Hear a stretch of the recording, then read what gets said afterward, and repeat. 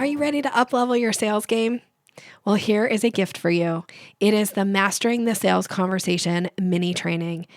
This training gives you my proven step-by-step approach to sales so that you can go from that overwhelmed and intimidated approach that you have to sales to feeling confident and leading a conversation so that you easily guide somebody to hiring you. You can get it right now by going to yoursalesmaven.com/mastering. This is my gift to you. Go grab it now.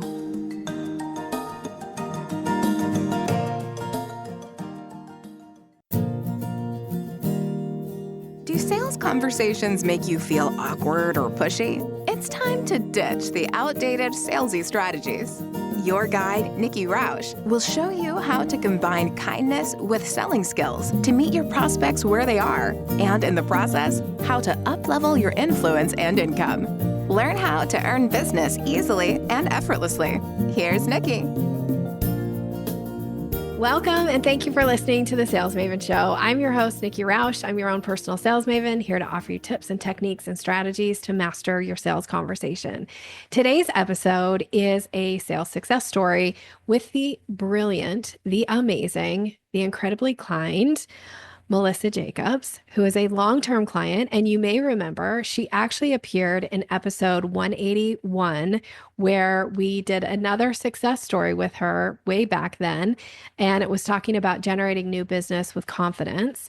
And today she's here to share a very specific technique and how she's using it and how it is impacting her business, in hopes that this will inspire you to get really serious about using this technique. Melissa, welcome back to the show, my sweet friend. Thank you so much for having me. I'm so excited to be back on your show, Nikki.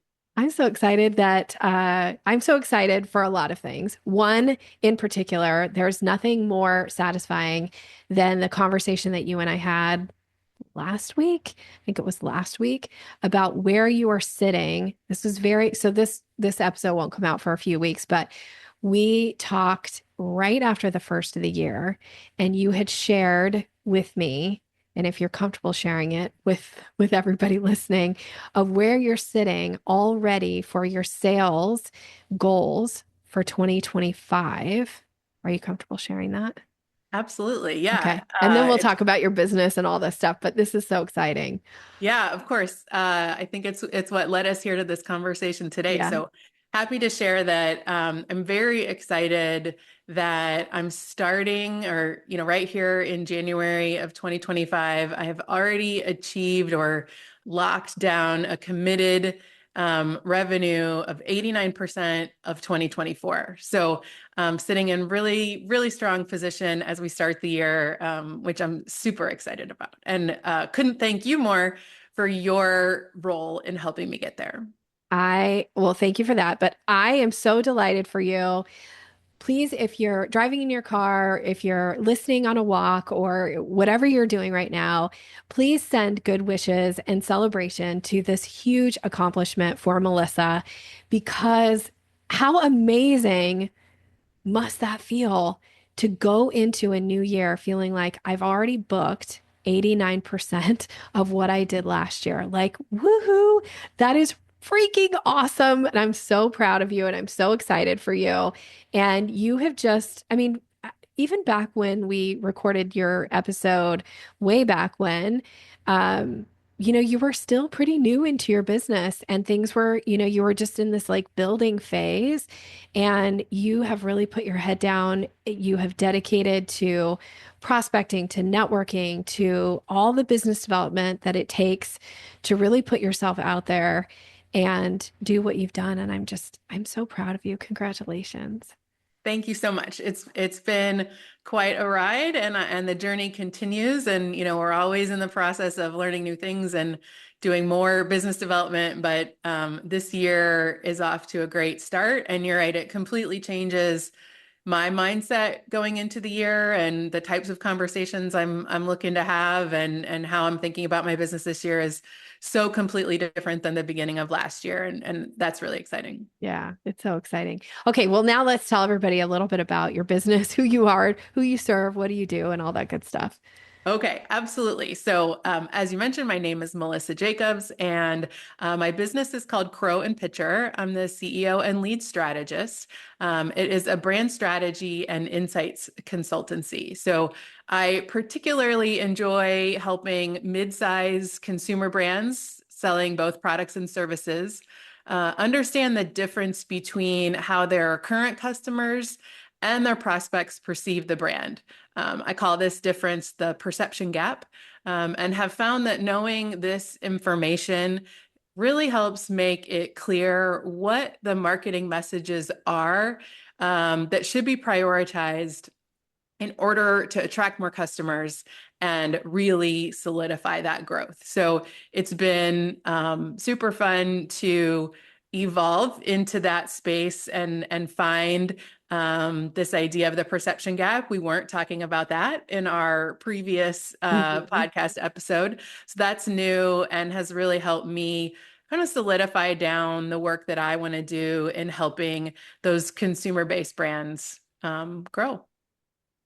I love that you're talking about the perception gap because it's that thing that I think all of us, it feels elusive. It feels like I know it's my blind spot but if somebody could come in and show me what is that gap? Where is my perception like misaligned, or where am I spending my time, my energy, my money, my team on that is really missing the mark? And when I can focus this and really get this perception gap, like narrowed down, like squeeze it in and get so much closer, now it's so much easier to hit the target, which I think is a really good where you are and where you're sitting with your sales for the year. It shows like you figured out your own perception gap, right? Of like, what do you have to offer? What do you need to talk about?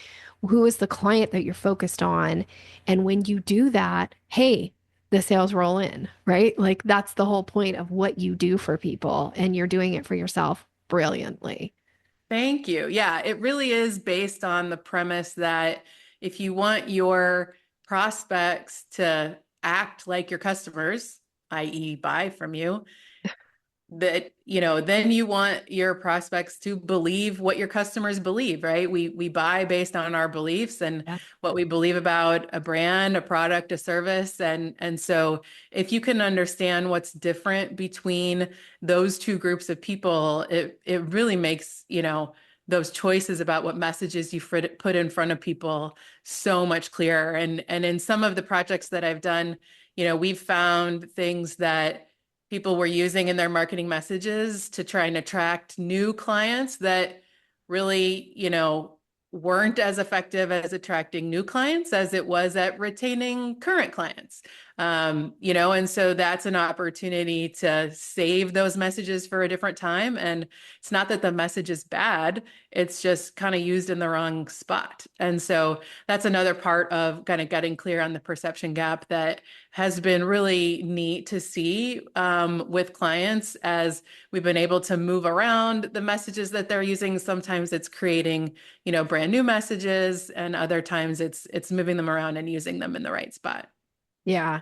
And I can say, I can speak from experience because I actually hired you to do some work in my business to help me figure out a perception gap. And it was absolutely a game changer what the work that you did and what came back, and this huge aha of I was spending a ton of time, energy, and money focused on a particular area of my business that I really thought was the thing that was moving the needle for people. It was that thing that was getting people kind of to hit that buy now button, right? And it turned out that that was the least important thing, the thing I thought was like so crucial that it was always like number one or number two in my messaging.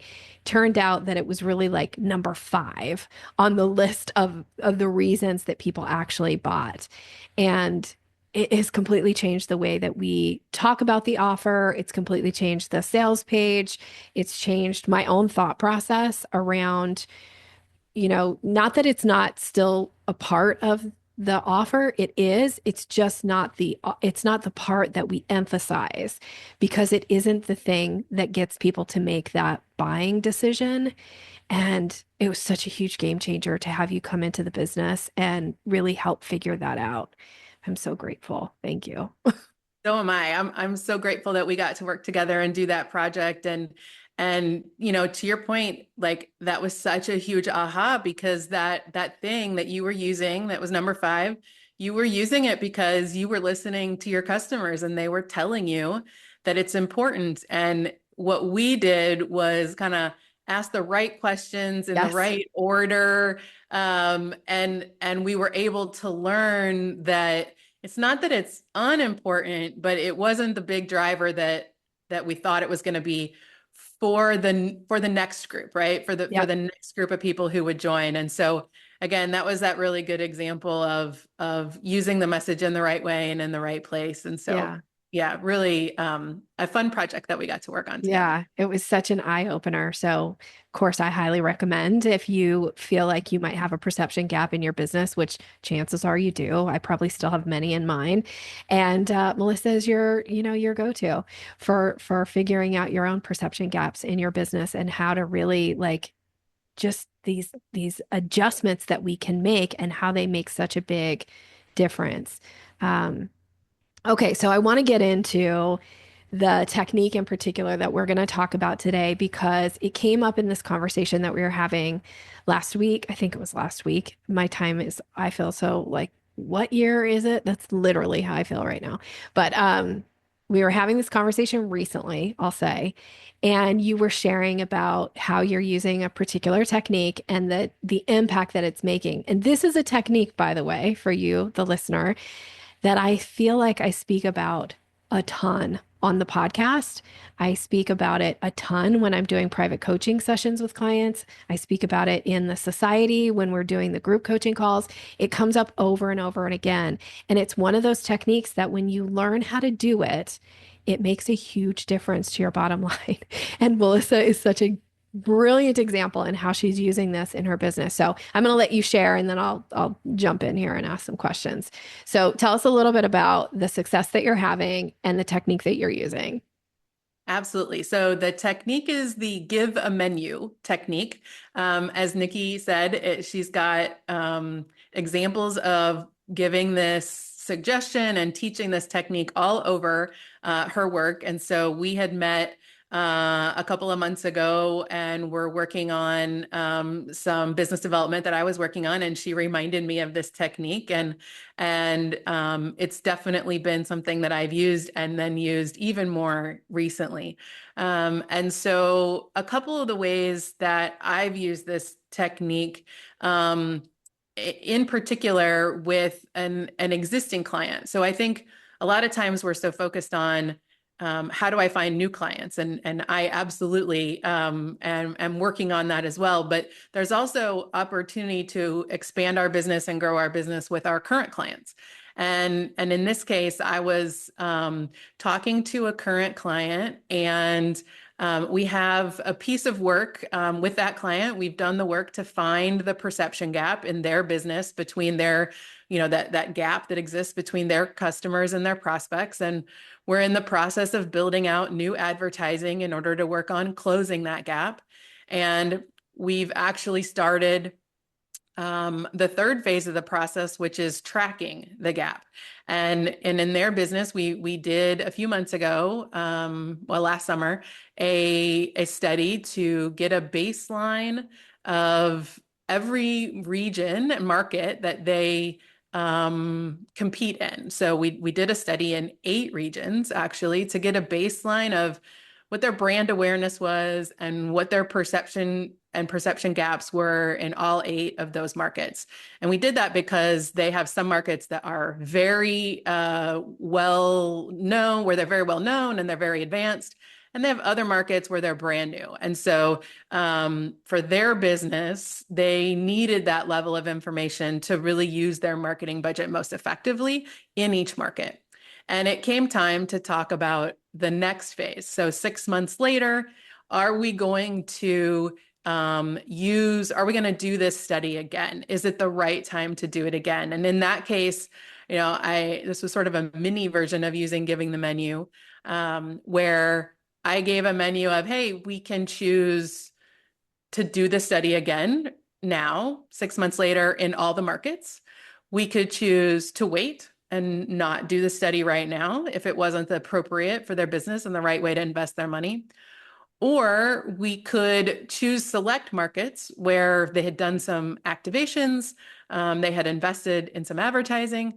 Maybe you want to do just a few of the markets. So I kind of gave that menu. And of course, as Nikki teaches, you give several options, 2, 3, 4 options, and then you say, or something else, to make sure that they have that opportunity for their brain to tell them whatever the right answer is. And it was really interesting to watch my client because I could almost see on her face this sort of analysis process of thinking through, well, there's a couple markets I know I want to test in. She said that out loud as she was thinking.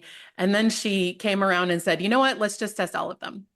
And it was a really interesting process because she was confident in the decision. I could tell that by having had each of those menu options kind of in her brain, she had made a thorough assessment of each of those options and thought through her own budget and the decisions that she was getting ready to make, and came around and said, no, I'm ready. Let's do wave 2 in all of the markets. And that study is in the field right now.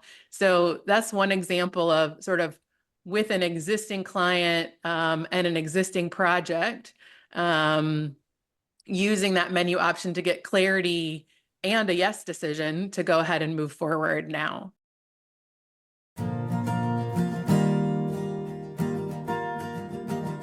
Do you know how to recognize and act on a buying signal?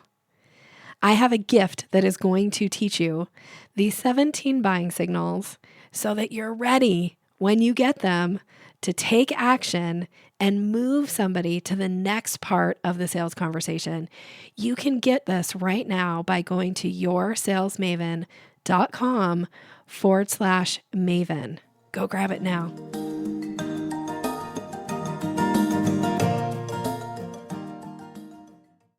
Okay, so I want to just pop in here and just kind of highlight a few things that Melissa's commenting on. So first and foremost, giving a menu, the whole purpose behind this technique is to make it easy for the client to make a decision. It isn't about them necessarily picking this option over that option, or you trying to, convince somebody to buy this thing over that thing. It's to allow their brain to make a decision. And one of the ways that you do that is by giving them some really simple choices that they can pick from, which is exactly what Melissa did here. And so instead of saying to the client, what would you like to do next? Now that requires them to try to think of like what that answer would possibly ever be. And maybe depending on how you're having that conversation, if you're sending it to in an email and they're like, I don't have time to think of that answer, so I'll just, table that and move back to it at a later time, which then they never come back to it. Now it's up to you to kind of chase them down to try to find an answer to that. So in a live conversation, they might get overwhelmed and say, well, I think we're not going to do anything right now, because they don't have any choice to pick from. So when you can give a menu like this, you allow their brain to go, oh, let me consider this option. Maybe, maybe not. Let me consider this next option. Oh, okay. This thought or that thought. Okay. I see these options. Let's now pick this option. So it's about helping people make decisions. And it's so crucial for you to continue to move the business forward. So in this particular case, Melissa has already secured this business, but she has to deliver on it. And the way to deliver on it is to get the client making the decisions that are needed so she knows what to do next. So this is why giving a menu here is so impactful, and it makes it easy. And especially when you have clients that are bombarded with making a ton of decisions all day long, they're probably overwhelmed, they're probably overtaxed, they're probably tired. And so your job is to make it as easy as possible. And the easier you make it for people to make decisions, the more likely they are to make a decision and then move forward with you and hire you or continue the work. And then you get to deliver on what they've hired you to do, or you get to earn additional business from them. And so I just want to speak to that. So you were also able to use this kind of in another situation, which I know we did a coaching call recently on, of feeling like, okay, let's figure out what we're going to put back in front of this client, and I'll let you kind of speak to that, and I'll jump in, but go ahead. Absolutely. So the next way that I've used this technique is, in a touch-based conversation with this client where we were talking about next year, the planning out the next year, and figuring out when some of these projects that we had already booked and were committed to doing, we're just trying to figure out when to do them. As I was listening to her talk, there were some opportunities were coming to mind for me about ways that I might be able to add more value and extend my services that would benefit both of us, right? Mhm. Would make it easier for her to achieve her goals and would grow my business at the same time. And so that was a new space for us to work in, where we'd kind of shift away from a project-based model and into a little bit more of a retainer model, where she would have more access to me to support her business, support her team on an ongoing basis. And so that's what Nikki and I jumped on a call to talk about. And this is where Nikki really specifically said, let's use, the menu option here, because this client is a CMO at a good size business, a chief marketing officer, and they have a small team.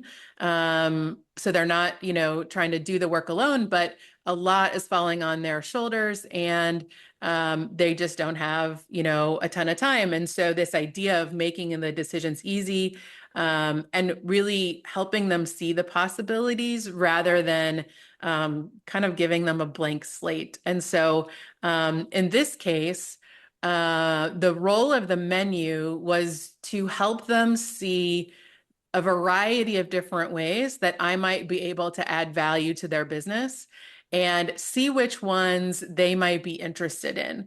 And this was a combination of figuring out what might I be interested in helping them do, and what might they be interested in, hiring me to do. And Mhm. so I worked through three options. Some included me, taking specific tasks off their plate and helping work on them behind the scenes so that they could free up their time to do other things.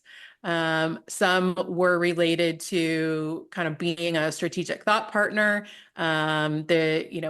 We both, my client and I, have experience from bigger businesses where there's a lot of people around to bounce ideas with. And now that she's at more of a mid-sized company, she doesn't have as many people to bounce the ball with, if you will. Mhm. So that was another area of opportunity, as well as starting to help coach her team. So she's got a junior team and not a lot of senior level experience besides herself. And so I offered up if it might be helpful for me to do a little coaching. And in particular, with some of the team members and in some of the work that's very close to the other project work that we're already doing together. So things that I've already been involved in, just lean in a little more with her team. And so built a menu with those three items and got back on the phone with her to present this idea and an opportunity. And she was delighted. The first area of taking things off her plate, very specifically, that's the one that we had started brainstorming on when this idea started to become part of a reality. But the other two came from me expanding my thought process on other ways I might be able to add value.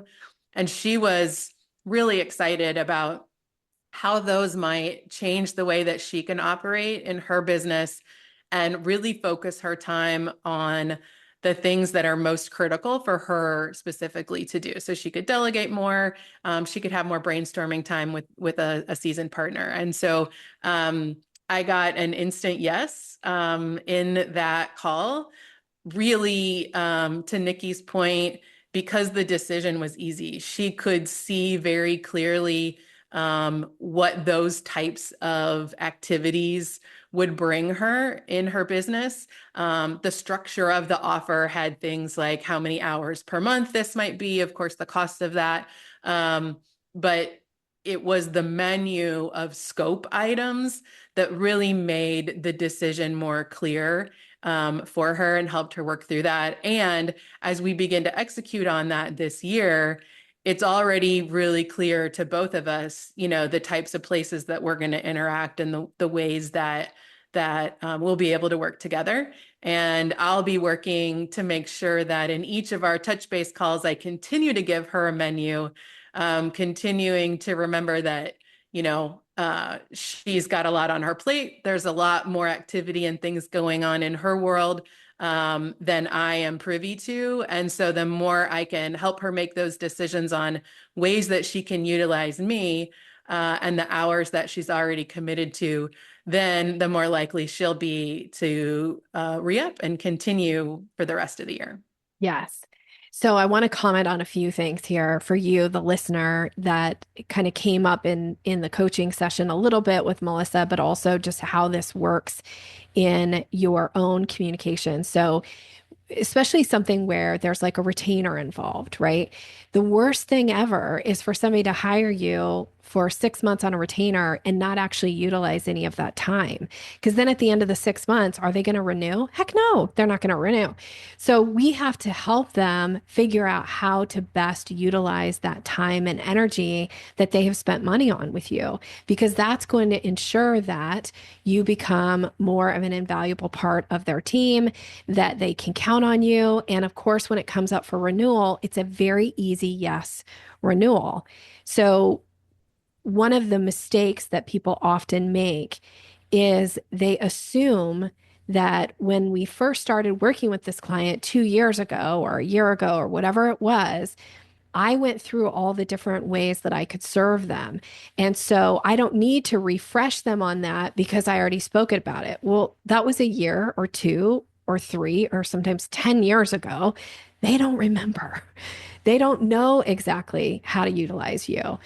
And so it's your job to put that in front of them. Now, the other thing that I often coach clients on, and this did come up in the session with you and me specifically, was what would you be excited about doing? Because Melissa has a lot of skills, as I'm sure you, the listener, you have a lot of skills. There's a lot of things you can do, but what's the stuff that like gets your blood flowing, that gets you excited, that gets you feeling like, at the end of the day, I feel like I actually made a difference today. And those are some of the things that you want to position and put in front of a client. So, I get asked all the time, like, could you do this with sales? Could you help with that in sales? And the answer is like, could, but do I want to? And so when you're going to put options in front of clients like this, you should also be asking yourself that, because there's lots of things I could do. There's lots of things Melissa could do.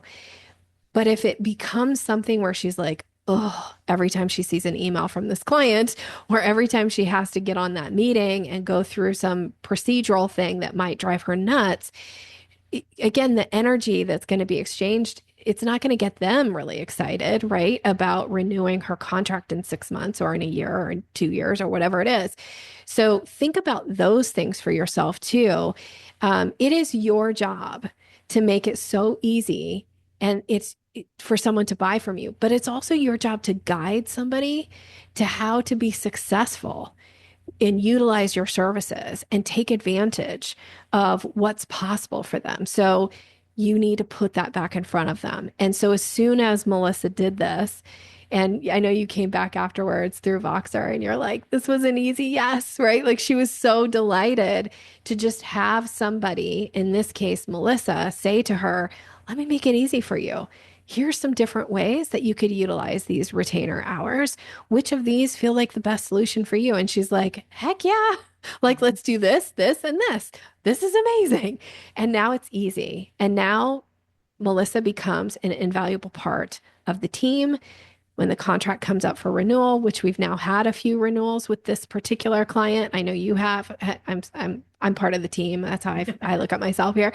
Is that they have continued to say yes, and even this particular company has had a very, like, they've been through a lot of turmoil, this company. And yet you have this ambassador within the company that is going to bat and saying, we need Melissa on the team because she brings all of these things to the table. And so it makes it an easy, like, continuous, client, which for me is always about how do you increase the lifetime value of your existing client base? You become invaluable to them. You become such a fantastic resource that it is going to be the thing that they're going to want to give up last when they're asked to cut budgets, when they're asked to streamline things, right? So be thinking about this in your own business. And this is so crucial, especially right now where we are in our society and what's going on in the economy is like, how can you be an invaluable part of somebody's team, even if you're not getting a paycheck from them, twice a month or whatever with the title on the check from the company, you're still a part of the team. Make yourself a part of the team. Yeah, I have to say, Nikki, the push from our coaching session that you just talked about for, asking me to think about how not only could I add value, but what ways would it be most exciting and fun and, get out of bed in the morning ready to, jump into the activity kind of things was really transformational for me, along with the immediate push that you gave to make sure that in the regular calls that we built into the proposal to make sure that, the client is, I'm staying connected with them and we don't just get into that space of everything is busy and so they forget to leverage me. Mhm. Where, your push to continue using the menu technique, the give a menu technique, even in those, every other week calls, because that's the way that we'll keep this thing moving. We'll be able to provide the most value and they'll get the most benefit out of this, agreement to make that renewal decision easy. That was just such great advice and feedback for me to start thinking about not only how the give a menu technique was useful in getting the yes, but then also how to make sure that, throughout the lifetime of this, hopefully, first wave of this agreement, the value is there and then we can just continue when it's time for renewal. Yeah. Yeah. So delighted. So delighted. Thank you for coming on and sharing about giving the menu. It's one of those techniques that I think sometimes people might hear me say it and go like, yeah, yeah. And it's one of those things. It's like, if you can master this, if you can build this give a menu muscle, it is going to move the needle in your business and in ways that you probably won't even realize. And by the way, this technique doesn't just work in business. It works with all of your personal relationships. You can utilize this technique in any kind of situation where you want to build stronger connection, become an invaluable part of an organization, a group, a relationship, all of this stuff, it works. So, Melissa, congratulations. Thank you so much for coming on the show, for sharing your success story. I always like to ask a few little things at the end here. So if you're willing, I know I like to ask, we just shared, like, if you were to say to let me think about how to phrase this question now, a little different than what I would typically ask somebody. But when you think about the work that we have done together in the last, has it been I think we're coming up on 2 years I think now, 2 years, two yeah. years of working together. Is there anything that maybe you haven't talked about before that you think like, oh, this has been transformational in my business? Not that Well, we're I going to think go into the technique, but just for you to share. Yeah, I mean, jumping off where we've just been, the idea of making things easy for the people on the other end. So whether that's what we've just talked about with the menu, technique of making it easy for them, or even all the way back to what I think, for me was, the immediate transformation of how many I statements were in my emails, when I very first started listening to you and learning from you, helping people, taking those I statements out makes it easier for them to read an email and think about it from their own perspective and put themselves in their shoes. So I think just broadly across the board, the way that you approach everything in a context of how do I make it easy for people on the other end, whether it comes to sales or, in my work, I put consumer research into the field. I'm always trying to think, even more so now than I ever did before, about how do I make it easy for them and what's their experience like, whether that be somebody I'm, trying to build a more sales relationship, working relationship with, or even in the way that I do my work. So I think maybe that's the biggest thing I've gotten from you is just how do we make it easy for the person on the other end? I love that. Thank you. Thank you for sharing. What is the best way for somebody listening right now who's thinking, I need to understand this perception gap in my business? How do I get a hold of Melissa? What is the best way for people to connect with you? Yeah, I'll just say that. I would say, please come find me on LinkedIn. So Melissa Jacobs on LinkedIn, and you can search me there. I put out content twice a week there, where a lot of times we're talking about the perception gap. So that's a great first place to learn. Send me a DM, send me a connection request. Tell me that you heard this podcast in your request. I would love to know that you're out there and listening. So LinkedIn is probably the best way to get me. Yeah. You can also find me at my website, which is crowandpitcherllc.com. But there's a little more action going on LinkedIn. Yeah. And I know you shared this on the podcast that you were on before, but it's such an interesting story. Can you, in just like a minute or two, share the name of your business, Crow and Pitcher, and where it comes from? Because I think it's so Melissa. And as I've gotten to know you over these last few years, she's very clever, y'all. She's very clever. So Crow and Pitcher, would you be willing to share?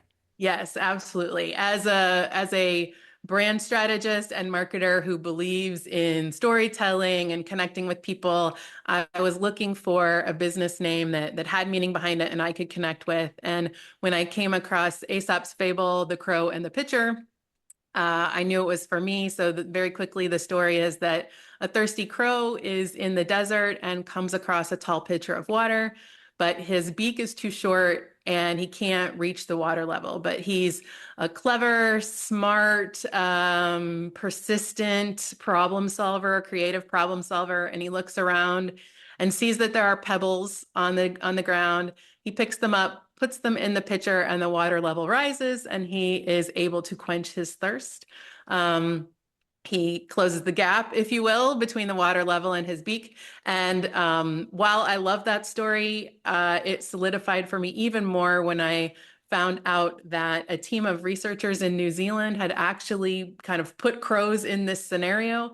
They do have those traits and they do perform the task. And so not only is it sort of an ancient fable, it's also real, and crows really are quite smart and able to solve problems like that. So that instantly sold me, and my business has been named Crow and Pitcher ever since. I love it so much. So clever.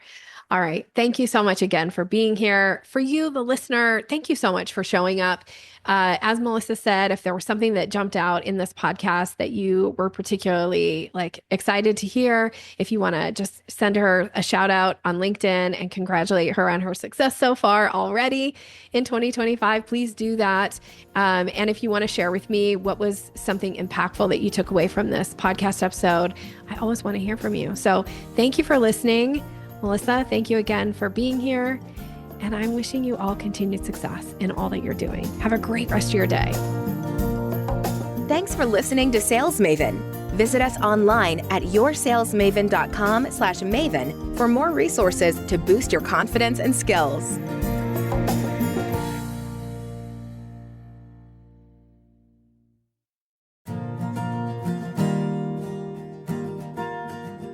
Are you ready to increase your confidence in your sales conversations? I have a gift for you that is going to show you exactly how to do that. It is my Closing the Sale ebook. It's all about leveling up your confidence, giving you language to use, how to seamlessly move somebody through the sales process. And you can get it right now by going to yoursalesmaven.com/maven. Go grab it.